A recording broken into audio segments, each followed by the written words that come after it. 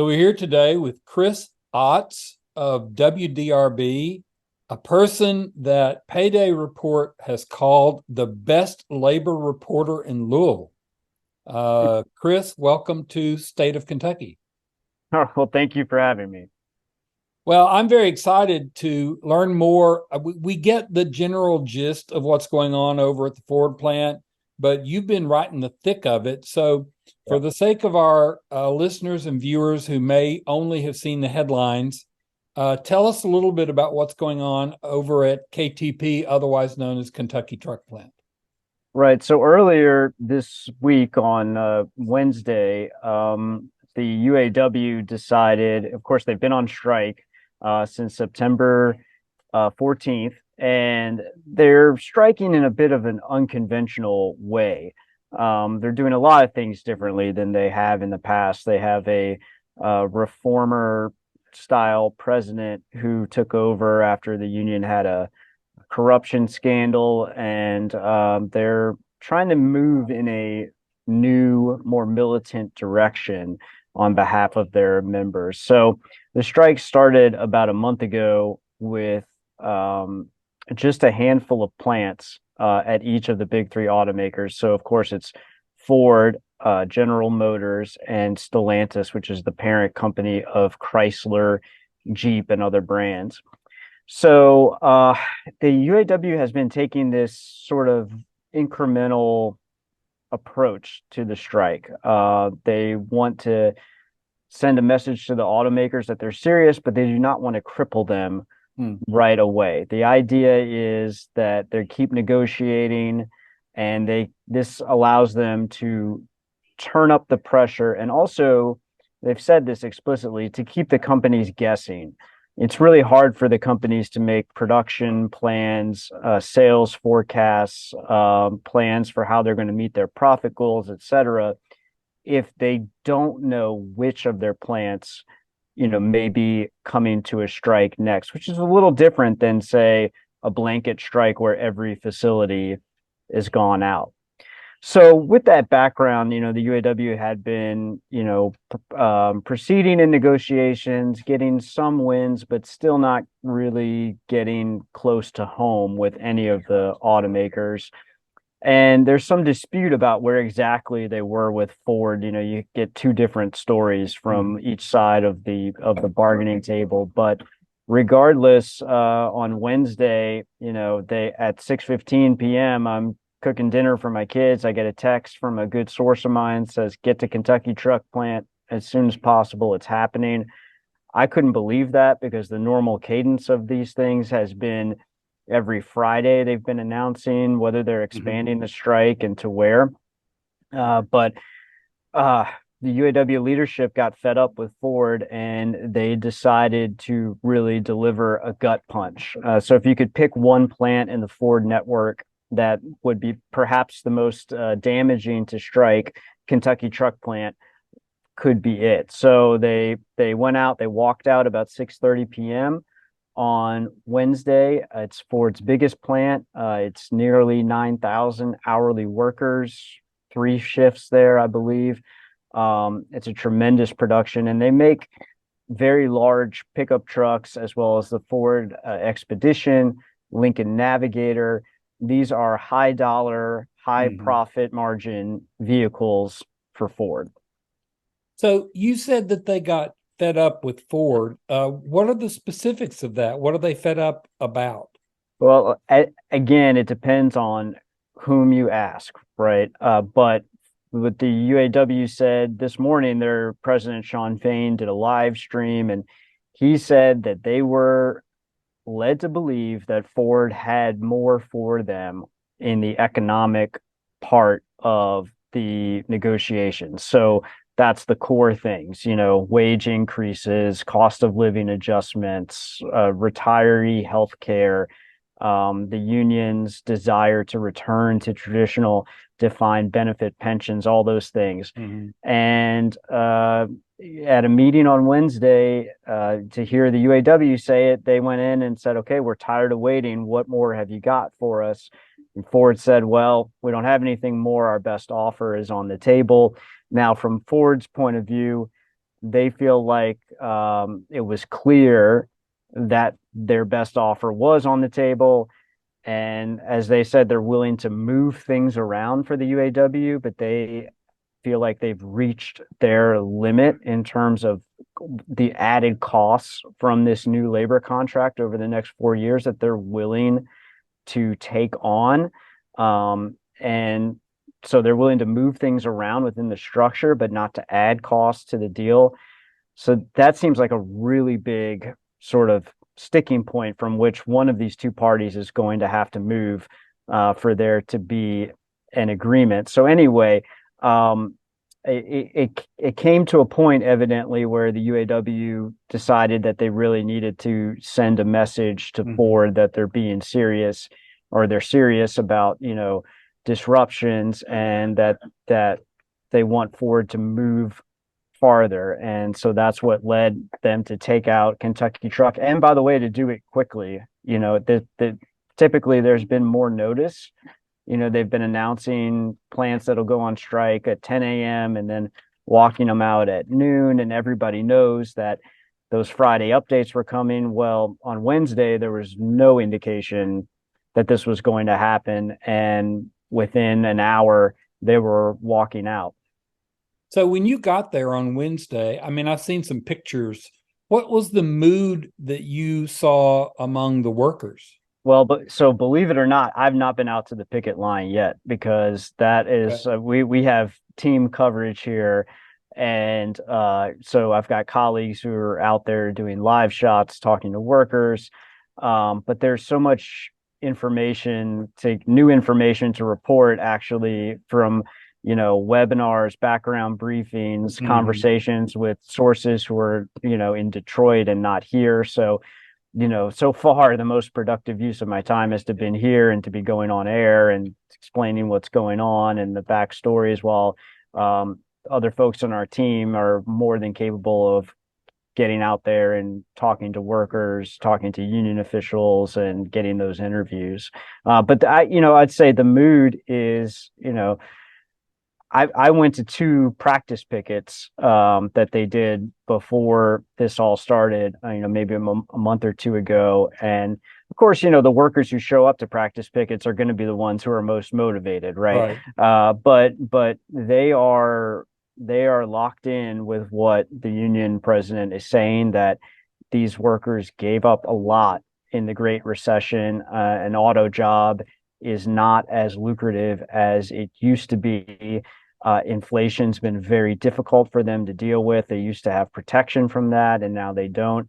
They feel like they're not out to cripple these companies or to take more than their fair share. They're really trying to get back to what they used to have and voluntarily gave up when the companies were in a much more precarious financial situation than they are today. Well, during the Great Recession, the other automakers took money from the federal government. And as I recall, Correct. Ford did not. Correct. And instead, it basically dealt with it through internal means, including coming to the union and asking for some Yes. significant concessions. Yes. One of the things that I know has been a sticking point for some people has been the tiered pay approach, where, okay, we get to keep our pay where it is, but new people get much less. Is that part Yes. of the It's absolutely, yeah, it's absolutely part of these negotiations. They are, you'll see signs that say end tiers. The UAW, and to be fair, their previous generation of union leadership agreed to those things. And obviously times were different, circumstances were different. One easy way for a company and a union to come to an agreement and be able to cut costs for the company is to say, okay, well, all the concessions are going to go on the new members. And when they're hired, they know the deal. They know that they're not signing up for what the legacy, quote unquote, members have. And so, no, it's not unfair to anyone. Well, the problem with that system is that eventually all of those new people become your constituency. right? And they look around and feel like they're getting the short end of the stick, or they look on the other side of the assembly line and there's somebody who's doing the exact same job as they do, and this person has retirement security that they do not have, or has Mhm. health care in retirement that they do not have, or wages that they do not have. Um, so the UAW is trying to collapse those tiers now. And, the the big issues with the tiers are, do you get any healthcare coverage in retirement? Do you get the legacy top? How fast do you get to that top wage? There's always been sort of a grow-in period from new hire to, what is now about $32 an hour for the average hourly worker who's made it all the way. But back in the Great Recession, they lengthened that progression to 8 years. Hmm. So I talk with workers who were hired in 2015, 2016, and they talk about, just the grueling, long process for them to finally reach that bona fide UAW wage. So a huge goal of the union in this is to reduce what is called the progression, which is that grow-in period. And it looks like Ford may be down to about 3 years now, which is where they were back in the 1990s before all Hmm. these cost-cutting measures came into place. But they still have other goals as well. Uh, what about the battery plants? I know that Yeah. UAW got some concessions from General Motors, I think, about Yes. workers at the battery plants now being part of the union contract. But Yes. Ford is making a big investment in electric vehicles and battery plants, as They we know. are. So is Yeah. that also part of the discussion? Yeah, all three of the big three are investing in EVs. And yes, the battery plants are a very thorny part of these negotiations. What the UAW will tell you if you ask them, well, what exactly do you want with these battery plants? And they'll say they want job security in the EV transition. So the overarching goal is to prevent EV jobs from replacing traditional auto jobs. The UAW accepts that the industry is attempting to move in this direction, and they're not opposed to EVs on principle. What they're opposed to is the standards, the benefits, the workplace protections, and the pay that the traditional union automakers maintain those, and not find a way to shed their union workforce and bring on a non-union, not organized workforce in this transition. Um, the problem is that the battery plants are new. They're not part of these. They're not part of this union contract, and the automakers have structured them to where they're often joint ventures, partnering with Korean companies like LG, and in Ford's case, SK. And so the employer for the battery plants isn't even Ford or General Motors. Mm-hmm. So, the automakers will say, and there's truth in this, that, legally they can't choose UAW status for workers that they've not hired for plants that have not started operating yet. So, what exactly gets done in the context of this negotiation related to the battery plants and the EV transition is really unclear. Now, you mentioned General Motors. The UAW reported last week that General Motors has agreed to put their EV battery production work under the UAW master agreement. It's been really curious that General Motors has yet to confirm that. They've yet to say what that means. The UAW has been yet to say what that means beyond what they just said. Does it apply to the joint venture plants? What exactly are the terms of that agreement? And of course, Ford and Stellantis want to know that as well, because they understand that whatever General Motors has agreed to here is what the UAW will be expecting of them as well. So the battery plants are just a very complex issue. And all I can say is Ford has said that they are willing to work in good faith with the UAW on a fair deal regarding the battery plants. But again, they've not defined what exactly that means. And it's coming. I mean, you see it down in Elizabethtown and Hardin County right now. Mhm. Those factories are going up. You know, that's going to be Ford's biggest battery production site. It's going to have 5,000 jobs. So this is a very real issue, very live issue, and it's hard to see exactly how that settles out. I checked your website, WDRB.com, before we started the interview, and there was a story on there that said, if I remember the headline correctly, that the UAW strike could affect other parts of Louisville. Uh, is that saying that other people may take heart from this and decide to go on their own labor actions, or am I missing something? I don't think that's exactly what that means. I think we're referring to the ripple effects there, of which there are many from Kentucky Truck Plant going on strike. You know, one that we're tracking really closely right now is that the other Ford plant in town, Louisville Assembly Plant, they make the Escape SUV. They're not on strike. The UAW is not calling them on strike. However, they get parts, body panels that are stamped by the stamping operation at Kentucky Truck Plant.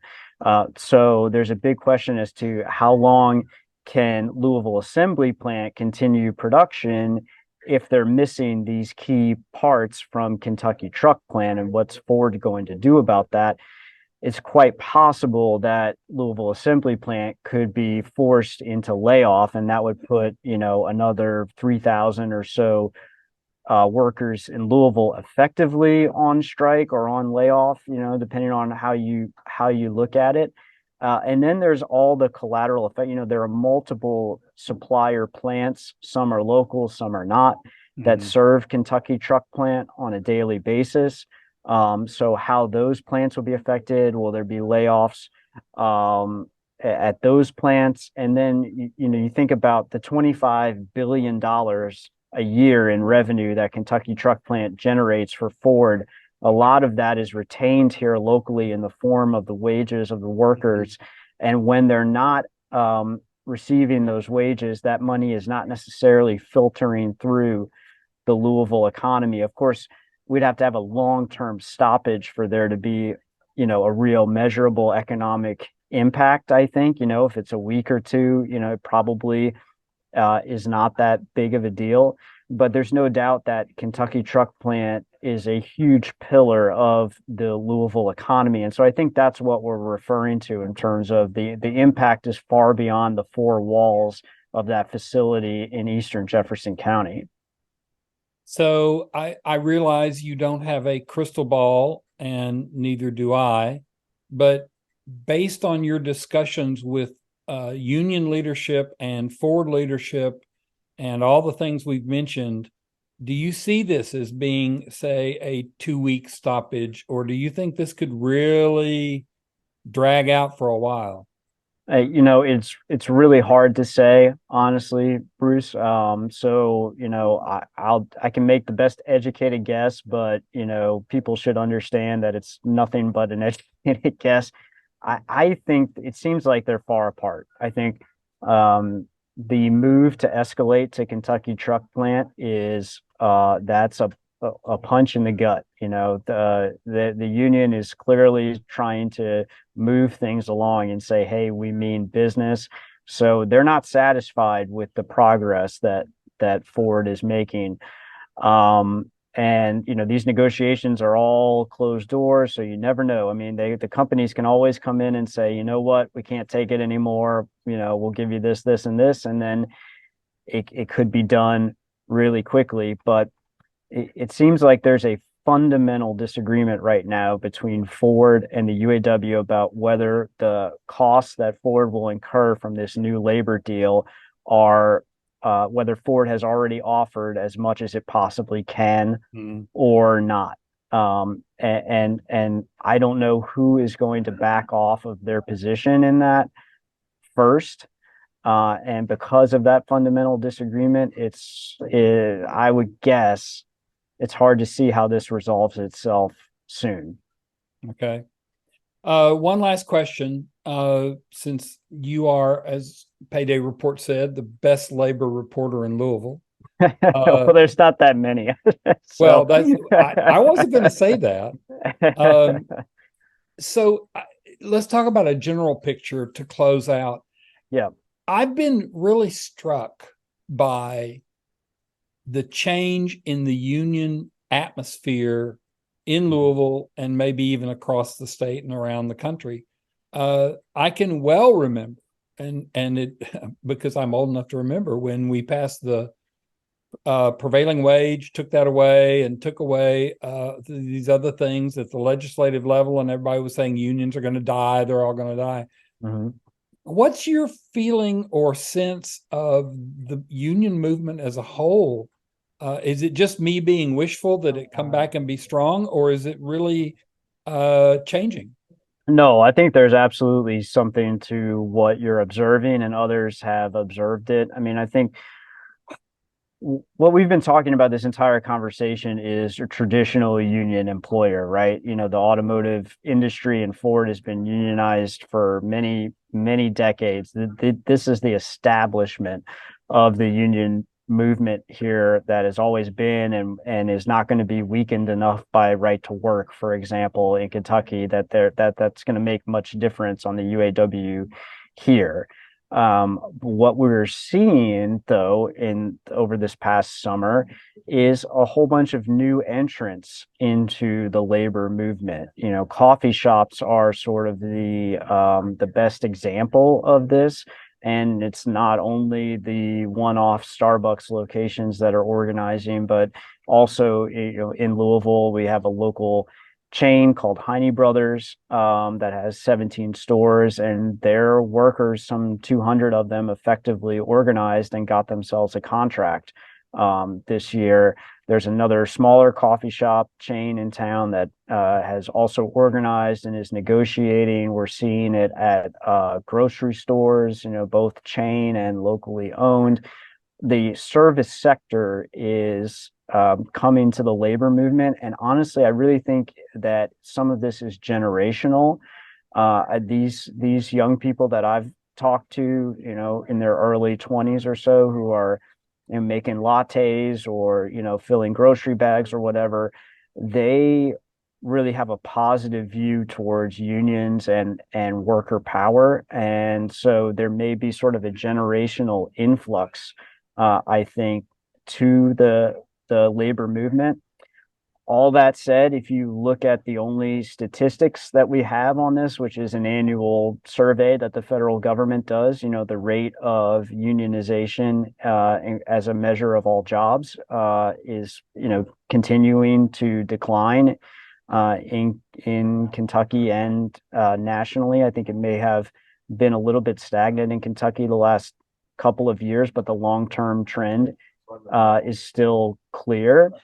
But I think in what you see lately, there's definitely a little bit of an upsurge in union activity, momentum, energy, and part of it too is the economic picture, right?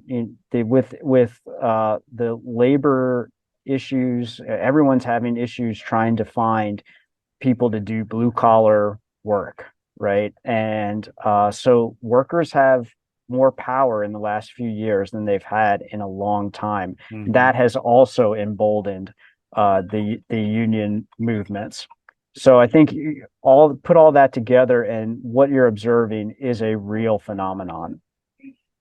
I always like to close with this question. Is there anything you wanted to talk about or think we should know that I didn't ask you about? You know, I always close with that question too, because I find it super productive. And oftentimes you get the best part of the interview when you ask that. But no, I think we've hit on a lot of different things. It's just something we're going to continue to watch here in Louisville. It's been the summer of labor, so to speak. You know, we were watching UPS, which is the biggest employer in town, and they almost went on strike, but they ended up reaching a deal. But this UAW thing seems to be here to stay for a bit. Oh, probably. Chris Otts with WDRB.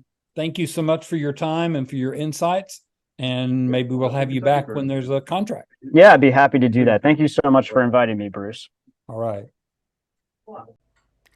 That was Chris Otts, a reporter with WDRB, who's been covering the UAW strike, including the newly launched strike out at Kentucky Truck Plant here in Louisville. We thank Chris for his time and for his solid work covering the strike and labor issues in general. And we wish him and his team continuing success in the important work of journalism. If you are new to this, we would appreciate if you would hit the subscribe button below and also the like button. We want to grow our audience for this show, State of Kentucky. And also, I'm going to add some links here in the description and on the screen to some other podcast, videocasts that we do here at Forward Kentucky. And if you want to support the work, you can become a member at forwardky.com. Just click the sign up button. Thanks a lot for watching, and we'll see you again soon.